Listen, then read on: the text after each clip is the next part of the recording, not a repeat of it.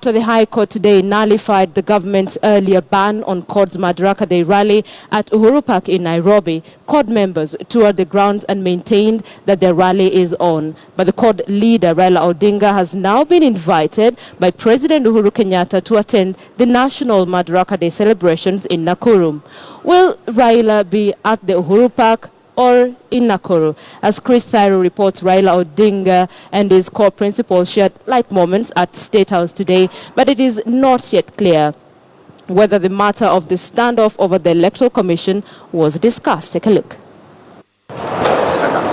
After 3 days of controversy and confusion on who between the opposition coalition CORD and Prayers Beyond Boundaries Ministries will use Uhuru Park grounds for the Madaraka Day celebrations, the judiciary has put the matter to rest. Through Justice George Odunga, the High Court quashed the decision by the National Security Advisory Committee that barred them from using Uhuru Park grounds. According to Justice Odunga, CORD leaders have the green light to use Uhuru Park grounds since it had already been cleared by the county government, which is the sole custodian and trustee of Uhuru Park. Hence, the government should provide them with adequate security. And after the ruling, Interior Cabinet Secretary retired Major General Joseph Nkaiseri, who had earlier warned to arrest the CORD leaders if they defy the ban to use Uhuru Park, had no option but to abide by the ruling. CORD fraternity is a Kenyan citizen, and the police are there to provide security to anybody, any Kenyans celebrating, and that is the job of the police, and I've been given specific instruction to provide security to anybody who will be celebrating. But not without conditions. But celebration, not demonstration.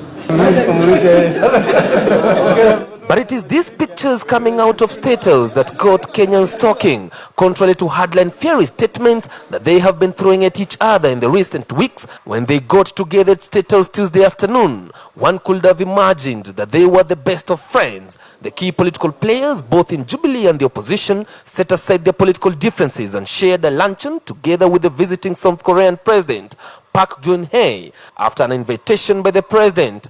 Later, the four leaders held a brief meeting where the president invited opposition leaders to Afraha Stadium in Nakuru, where the national celebrations will be marked. However, it was not clear whether Raila and Wetangula will honor the invite.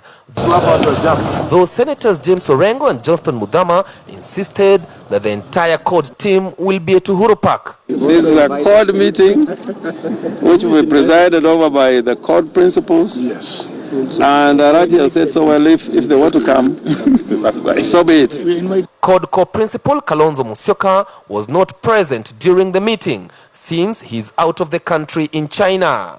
Chris Thairo, KTN News.